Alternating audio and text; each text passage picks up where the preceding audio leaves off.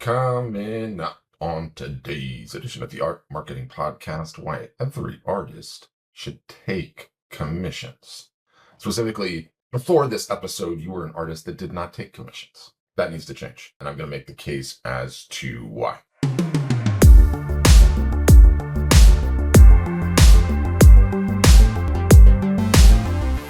So I dug up a story from history. It is Christmas 1894 in Paris. A broke, unknown Czech illustrator by the name of Alphonse Mucha is on the job. He's unknown, scraping by on freelance scraps, trying to make it as an artist. And the day after Christmas, Sarah Bernhardt, who was one of the biggest stars in Europe at that point in time, star of the stage, needs a poster and needs it done by New Year's Day. Everyone else is gone for the holidays. So Mucha was the only designer left in the building, and the broke guy that no one's heard of. He takes the commission. He got the job. He'd never designed a poster in his life. He had no desire to design a poster. On January 1st, 1895, the poster starts going up around town. People stop walking. People start stealing it off the walls, start bribing the bill stickers, the people that would put the posters up, for a copy. And essentially overnight, he's the most talked about artist in Paris. Bernhardt signs him to a 6-year contract, and the style gets a name that we now know is Art Nouveau. One commission, one job, a job he got because he was stuck working the holidays and decided to say yes. So hold that story for a second. I want to come back to Mucha. But the longer I spend in this business, in this industry, watching artists and photographers try to make it, try to grow their businesses, try to become known, try to get discovered, try to get into galleries and everything else, the more I want to start a university. No different than your traditional art and photography schools. It would lean on history, both ancient and modern, to educate the students. But instead of the focus on theory and technique of the craft itself, we're going to focus on the craft of business. How some of the most successful artists and photographers of both history and modern times managed to create the successful and thriving art businesses that they didn't do. And, instead of an MFA, will be an MBFA, a Master of Business and Fine Arts. And seriously, this industry needs that. And in our particular school, the graduation will largely be, of course, ceremonial in nature, as the learning will just never stop because things tend to evolve rather quickly in modern day business climate. And we have to evolve with it. Platforms change, marketing techniques change, how to get your art onto a cell phone, all of these things, right? And, I partially articulate the vision for this in jest, but partially not. I've actually brought it up in team meetings over the years because it's just so sorely needed. Like, where is the doggone education that teaches you how to monetize your creative talent and make something of it, right? So if this institute got started and its only successful mission was just to avoid the nonsense, fake news, lies, traps, sacred cows, and landmines that exist in this industry, it would be worth it.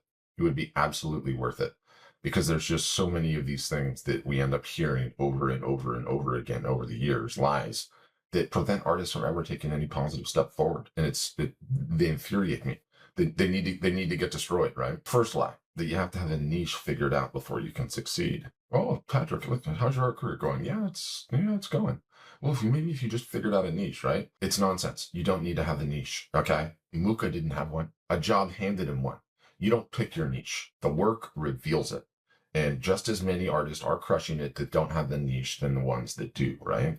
The artist is the brand. You are the brand just as much as the work is. You are the niche. So you don't necessarily need a niche. That is a lie that gets repeated over and over and over again. Lie number 2, artists only get famous after they die. Van Gogh is the rare tragedy, right? It's not the rule, though. Hawking, Hearst, Koons caused rich, famous, breathing. Survivorship bias is not a business plan. You guys, it's not a business plan. Lie number 3, good art sells itself. No, story sells. Story sells, right? Successful artists, everyone thinks it's just a meritocracy on the quality of the art, and it's not, right? Like, the art has to have a good story. I did some Googling around and some AIing around, and I pulled these 3 stories out that I actually really kind of like, 2 of them especially. But in 2009, a writer, I think it was for the New York Times, he wanted to test this theory Okay, so he basically spent like $128 on just thrift store junk nonsense, rubber chickens and stupid little trinkets and bric-a-brac and such, right? And he ended up hiring a bunch of writers, okay, a bunch of his colleagues, guys that work at other newspapers, magazines, etc. And I think it's called Significant Objects, if you Google it, from 2009. They wrote stories, they put the items up for sale on eBay, where like the description was this like beautiful prose that these writers came up with. Otherwise, it was just nonsense bric-a-brac. And they sold it all for $3,612.51, a 2,700% markup. And it was the same nonsense bric-a-brac that they bought on eBay earlier for $128. Nothing changed aside from the story, right? Literally, the only thing that changed is the story. And everything changed. So good art sells itself? No, the story does. There's another one of these, like kind of like story is everything, right? And there is like a world class, this was in 2007. There's like a world class violinist named Joshua Bell. Okay. He has a 3.5 million Stradivarius. And in 2007, he walked into a subway in DC at rush hour. Okay.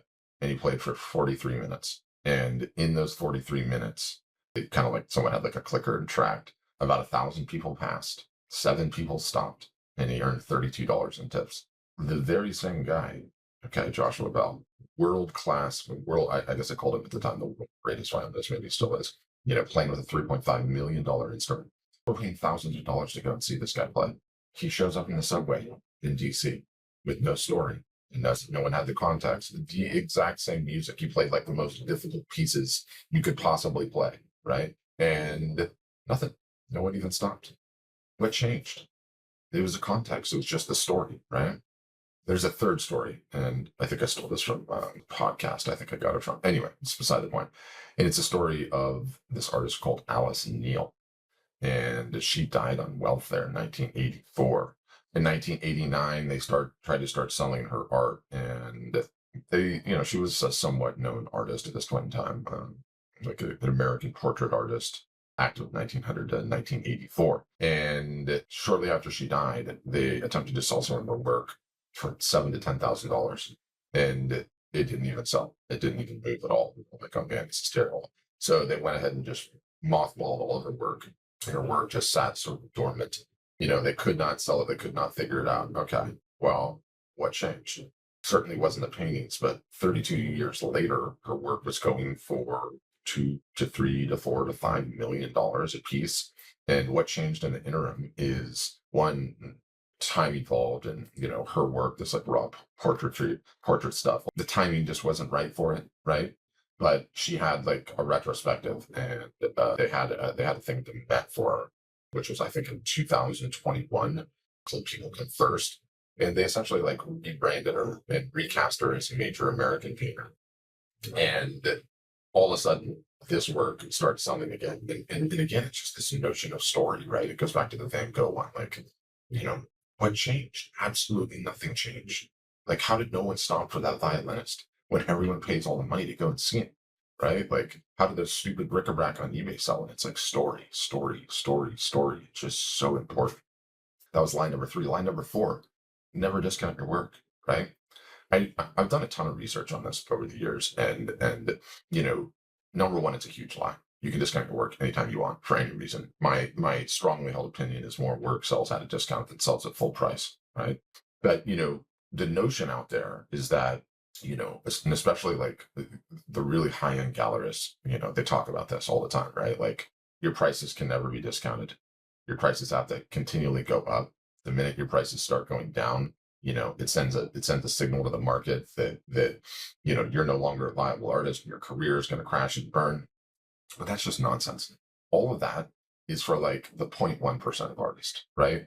And this rule comes out: never discount your art, cheapen you. It's 0.1% of the art market, right? Like, it's ridiculous, and it does not apply if you sell direct, right?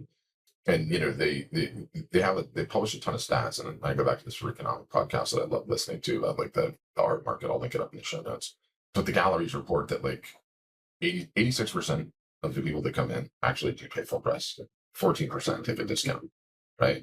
So most of the time people do pay full price and they don't grind you. And that's not the point either. The point is, you would much rather discount your work. It is okay to discount your work if that's what it takes to get the sale, right? I'm not saying be discount happy, you have to do all that all the time. It's just a tool in your toolbox that you can use or not use. It is not a hard and fast rule where it's like under no circumstances can you ever do that. And I think that's really, really important, right? Line number 5, make whatever you want, whatever creatively inspires you. And as a result of that, you are owed a thriving business, right? This is the heel of the entire episode.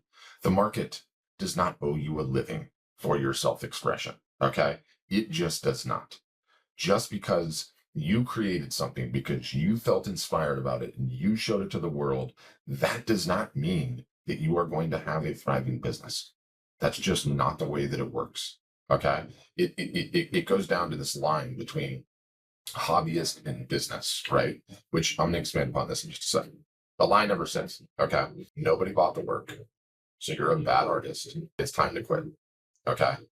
And, that is the lie that makes good artists quit right before they become great. And it is just so not true. Okay. The 5 and 6 here, my lies 5 and 6, make whatever you want and you're owed a thriving business. And then just because you did make something and it's not selling, you're a crappy artist. The art market doesn't work. Fold it up and leave, right? And you've heard me say in this podcast, Picasso died with 45,000 unsold works. 45,000. A pile of unsold work is not failure. It is what a creative life looks like. It is what a creative life looks like. And I always go back to this notion of like the line in the sand, right? The hobbyist versus the business person, right? Why this podcast exists, why everything that we do at our storefronts that we do. And, you can be a hobbyist. A hobbyist is unconstrained. Make whatever you want. Create whatever you want for whatever reason. Answer to nobody. That is totally okay. Not only is it totally okay, it's noble. There's no shame in it. If that's you, God bless. This message is not aimed at you. The business has one purpose. Okay. And everybody cites this line from Peter Drucker from 1954. He wrote a book called The Practice of Management. And in there, he's like, and I quote, there is one valid definition of a business purpose: to create a customer, end quote. And there's 2 functions that do that: marketing and innovation. So if you don't create a customer, you don't have a business. You have a hobby with overhead. And in that equation, you don't get the final say. The customer does. The market does, right? It's the one valid definition of business: to create a customer. And so every one of those 6 lies that I highlighted earlier is, a hobbyist rule smuggled into a business wearing a business suit. And the second you want a business, the customer walks in and gets a vote, you guys. And it's very, very important. Okay. Which is what's going to bring me to the whole point of this podcast. And, I was running one of my webinars last week. And by the way, webinar commercial, I'm back to running webinars 3 days a week, which I hadn't done for years. But now I'm back to them. They're 3 days a week, Monday, Wednesday, Friday. You guys can come if you would like. Come hear me rant, come pick my brain, come ask me questions, challenge me, push back, whatever the case may be. I run those Monday, Wednesday, and Friday. I'm going to put a link in the show notes. They're free, they're easy, it's on Zoom, and they're actually really fun. So I'd love to have you come out. But on one of those webinars, I don't know how it came up, but I started talking about this notion of commissions. And I was like, yeah, all artists need to take commissions. And he's like, I got this like blank stare by like a couple of them. What? Like, what are you even talking about? And then I was like, oh my gosh, now I've got to get into it, right? Now I've got to get into it. I've got to explain just how doggone important this is. Literally, history is full. Okay. History is full of artists that were just like you. They were creating what they liked, what they wanted to, what inspired them, what they felt compelled to create, but they were also trying to make a living. And opportunity came knocking in the form of a commission. Okay. And their entire business, their entire life, the entire trajectory of the entire thing changed, right? And I had AI and Google go and find me some stories, and it found the Mucha story, right? Where, he literally invented Art Nouveau in a room on a commission, and his life was forever changed, right?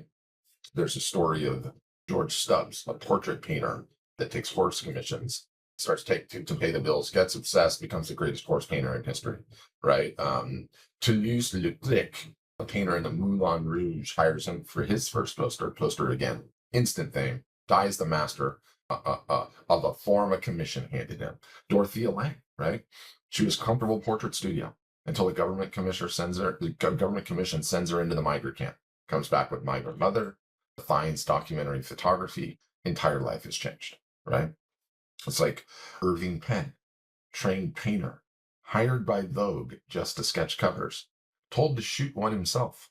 60-year photography career as a result of that, right? Steve McCurdy, one Nat Geo assignment to a refugee camp, that Afghan girl. His whole life's work locked and forever changed. And there's just story after story after story where if you are open to taking commissions, okay, the direction in which your career goes can forever change. Commissions are essentially a customer telling you what the market wants, right? And as I think more broadly about how important they are and how every single solitary artist needs to be open to them, right? And we'll get into the tactical of what that looks like in a second. But I think, the blank canvas, total freedom, what everyone just works on, right? Like, what do I feel inspired to create today? What do I want to do? That's almost dangerous sometimes. It's like where ideas go to die, right? Like, you need something to push against. A client's specific, annoying request is the thing to push against, right? And there's this line from Stravinsky: the more constraints one imposes, the more one frees oneself. I went to school at UCSD. And at UCSD, there is a library, beautiful spaceship looking thing. It's like kind of like the colleges, let's just say it's on all the postcards and t-shirts and hats, right? And the library is called Geisel. It's named after Theodore Geisel, otherwise known as Dr. Seuss, right? He wrote Green Eggs and Ham on a bet. It was a bet. And he was bet, could he write a story using only 50 different words? And so that particular box for Dr. Seuss, that constraint made the magic, right? A commission is like, it's a box someone else built for you, and the box ends up being a gift. Like, sometimes the constraints and, being put in a box and something that you would never do left to your own devices, and potentially something you don't even want to do, right? In many cases, like, commissions can be that way. They're just powerful, powerful, powerful to find out what the market wants, to put yourself in different directions. And it is the easiest, okay, freest, could do today in less than 30 minutes. And tactically speaking, what does it look like? Put a commission button on your website. If you don't have a website, this is why you need a website. Because you can have a website, and in the menu of your website, put commissions, okay? Then you create a page on your website, also free. And that page should say, have a vision for something that you would like to see created. Let's talk about it in a simple contact form, right? It costs you absolutely nothing to do that. You could do that today, right? You could put a commissions link in your socials, in your link tree, on your Instagram profile, on Facebook, open for commissions. Have an idea for commission, right? And you can do all of that. It's free. And the beautiful thing about it, and why I advocate every single solitary artist does it, no matter like what stage they're at, is you don't even have to take the commission, you guys. You can just use it as a feedback engine, as a little machine that says, hey, here's some ideas of things the market actually wants. It will lead you down paths that you otherwise never would have gone. And I'm telling you, it is just a fantastic, fantastic way. So yes, I advocate that every single solitary artist and photographer should have a commissions button on their website. No, you do not have to take every single solitary one you get. But if you do, it might just lead you to the niche, to the subject matter material, to the industry, to the specific place that you should be and forever change your career, right? So if you're going to be a hobbyist, fine, make what you want, be forever happy. I support you, I celebrate you. But if you want to have a business, the customer gets a say, you guys. So say yes to the commission, the weird job, strange request, the thing that you never had chosen, the material that you don't even want to work in. The yes creates a customer, the only thing that makes you a business, right? So think about it. Put that on your website. Put it in your socials. Be open to taking commissions. Start posting about it occasionally. on the socials, in your emails, on your website, right? Like, let people know that you're open for commissions. Do them around the holidays. There's a whole bunch of different ways that you can potentially look at this, and it might just change your career forever. On that note, thanks for listening. And as always, have a great day.